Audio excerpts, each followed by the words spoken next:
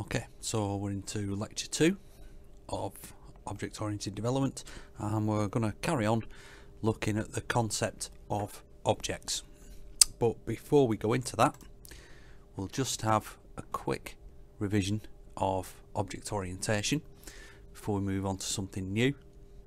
We said in the last lesson that a class is basically a self-contained software object which models a real world object or environment, and within that class we have a set of instance variables which hold data about that object, and we have some methods which are the actions which can be performed on that object. And from that class we can create individual object instances which we can then call methods upon in order to act out the functionality of those particular things. So we're going to take a real world sample and we're going to look at a class, or we're going to look at creating a class called window cleaner to model the characteristics of a window cleaner object. Wendy, the window cleaner, will be an instance of a class called window cleaner. So if you take this situation, Wendy, who's at the bottom, is in a window cleaning cradle. She's currently at floor 0, and if we were to design this particular class, then obviously we need to define a UML diagram which will identify the class itself, the instance variables that are required to store data about a window cleaner, and the actions that that particular class of window cleaner needs to perform. So again, just like last time, have a little bit of a think about the design of the window cleaner class, have a go at the instance variables that might be needed, and have a go at what methods it might have. And just pause the video at this point, have a quick go, couple of minutes, and then come back. So if you take into account Wendy in a window cleaning cradle, the cradle has the ability to move up the side of the building, and Wendy has the ability to wipe the window on that floor. She's then got the ability to move up to the other floor above it, and again wipe that window again, and move the cradle downwards and move the cradle downwards again. So if you look at the generic window cleaner class, we need to be able to name the class itself, which is window cleaner. We need to store the current floor that Wendy is on in the cradle, and the thing, based entirely on the example that you've just seen on the previous slides, the cradle needs to move up a floor, move down a floor, and if the window on that particular floor is dirty, then she needs to be able to wipe the window. One of the things you might have seen that you might have thought was a bit strange was that the instance variable had a lowercase m in front of it. It's actually not a rule of Java that variables have that lowercase m in front of it, but we use it as a convention as part of the unit to identify more easily to the developer that variables are instance variables and not other objects, in which case lowercase m, which basically stands for member, for example m current floor, is an instance variable of the class window cleaner. So again, it's a convention that I would like all students to use, certainly for assessments, and certainly for the in-class exams. It will be something that will be looked at and can affect your mark if you don't include them. So it's certainly something that you need to start getting into the habit of. Although, if you don't do it, it doesn't mean that your Java's not going to work.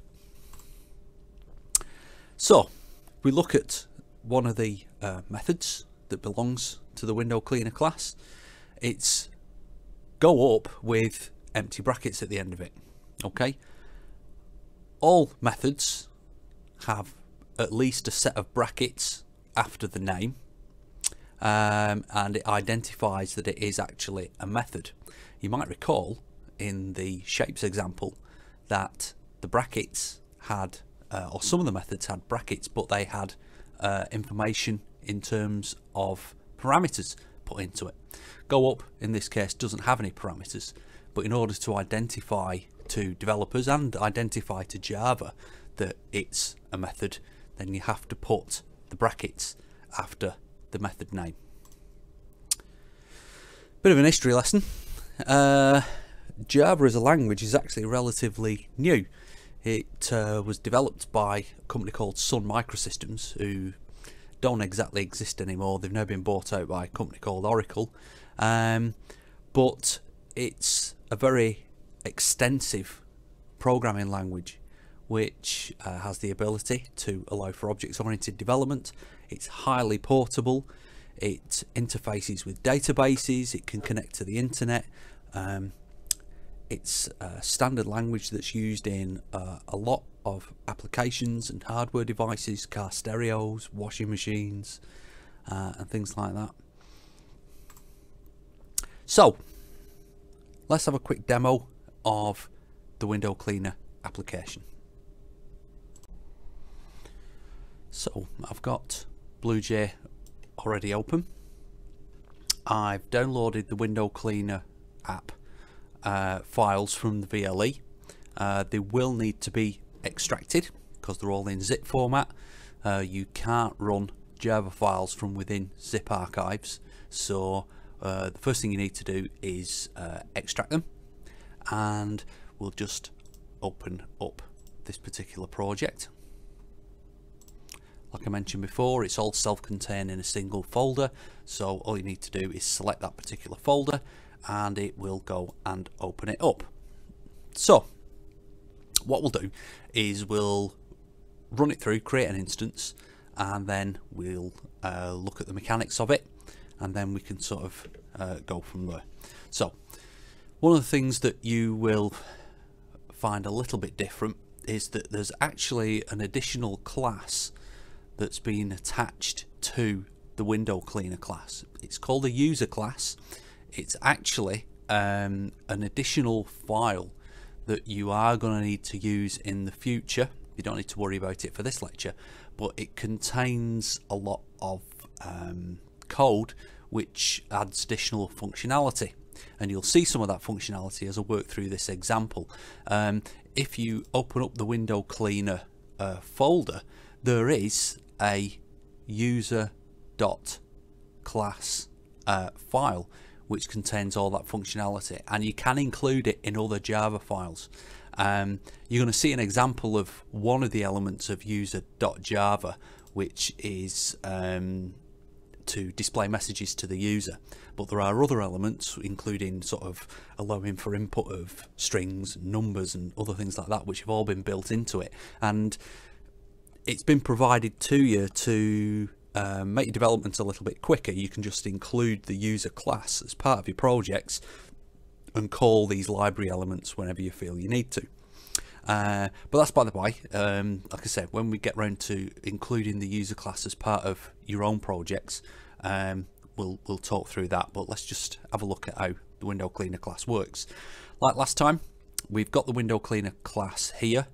We'll right click it and we'll create an instance of that class, and just like in the lecture, we'll call this instance Wendy, and from there we can inspect it, and as you can see, the inspection window shows that Wendy is currently on current floor 0.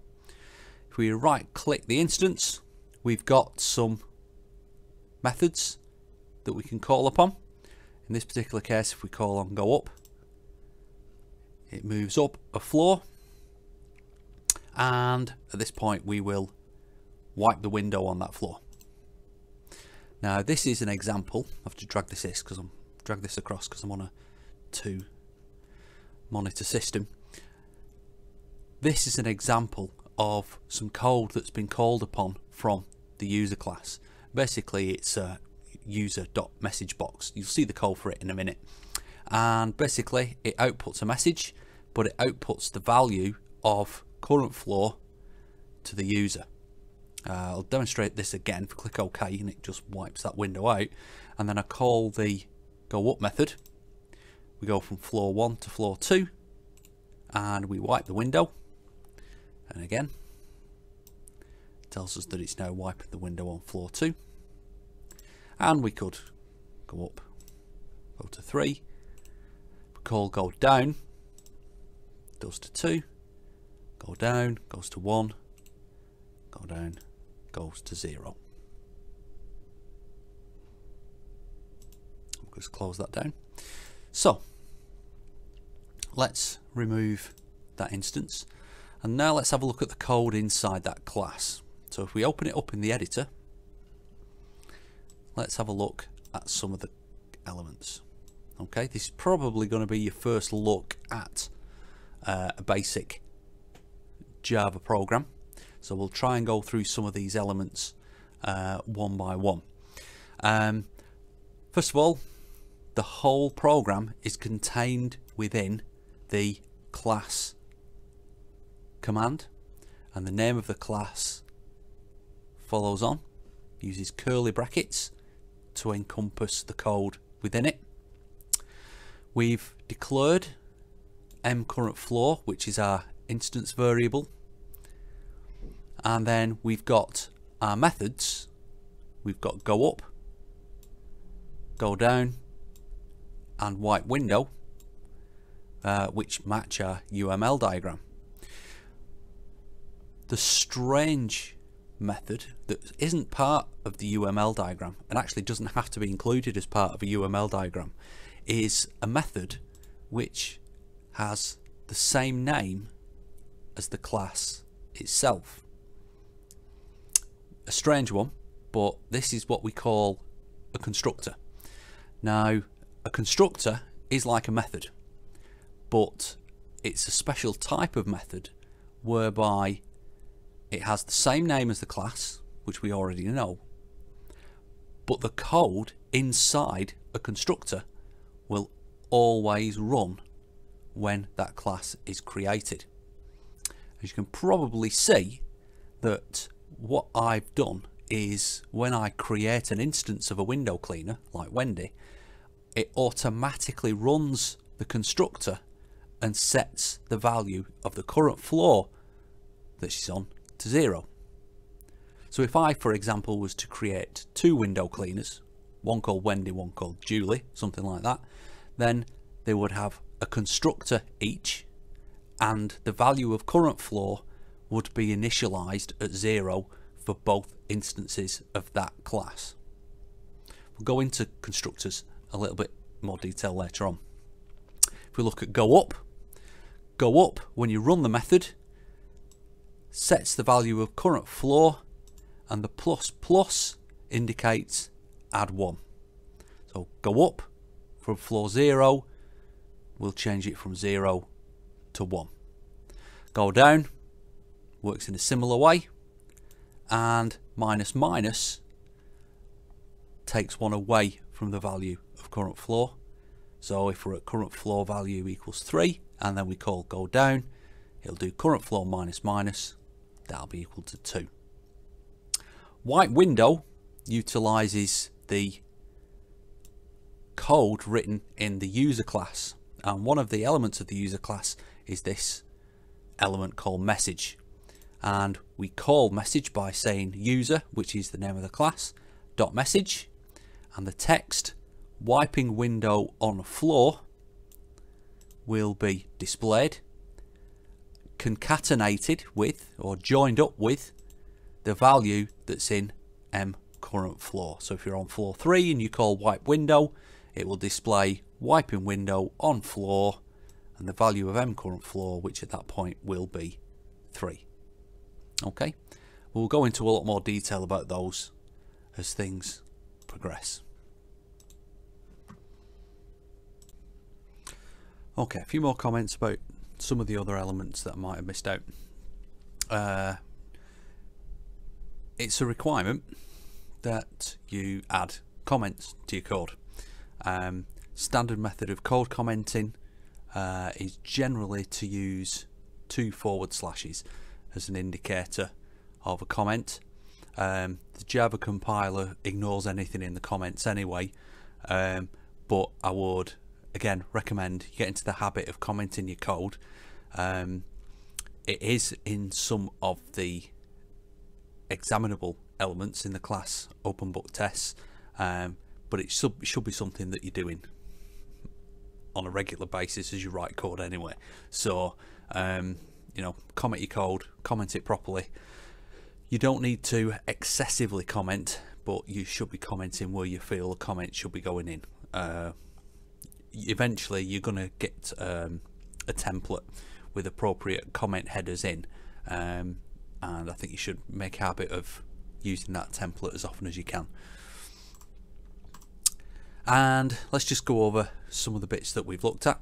So the class definition, uses the keyword class plus the name of the class itself. All your instance variables and methods are encompassed within the curly brackets.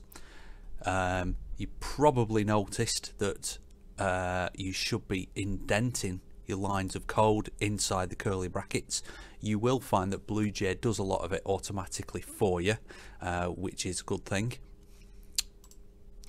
Our instance variable, okay, we're dealing with the simplest form of instance variable. You've used these in lots of other programming languages before, which is the integer with int and the name of the instance variable, and we know it's an instance variable because it's got a lowercase m. Integers in the case of Java, no different than any other language. Whole number, positive or negative. The only thing I will mention though is that at the end of your lines of code, don't forget your semicolons. There's an example of your method. In this case, this is the go up method. Let's not worry about the void bit for the time being.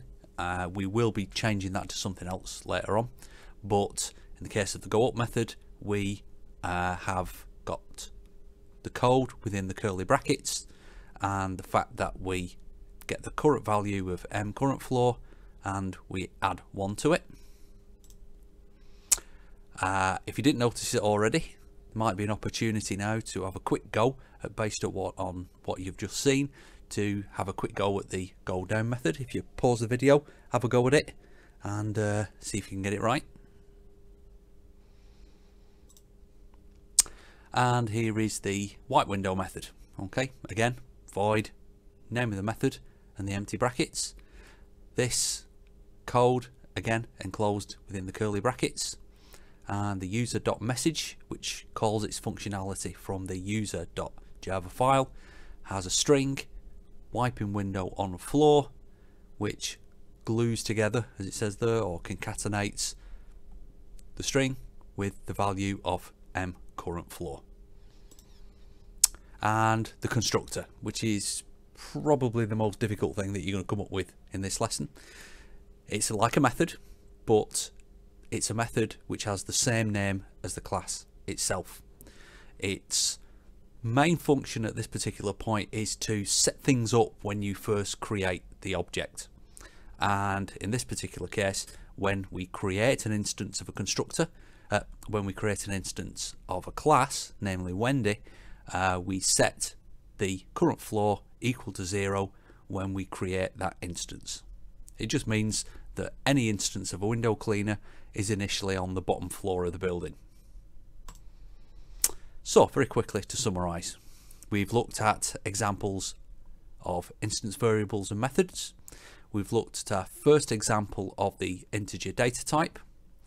We've looked at assignment using a single equals sign. We've looked at incrementing integers with ++. We've looked at decrementing integers using --. We've looked at user.message, which is used from the user.java file to display messages back to the user. We've looked at code commenting using 2 forward slashes, and we've had a look at the constructor, which is a method which is the same name as the class itself, where in this particular example today we've used for initialization when we create our objects. Okay, so make sure you have read through these, look up anything that you're not too sure about, get the materials from the VLE, and make sure you're ready for some exercises when you get back into class.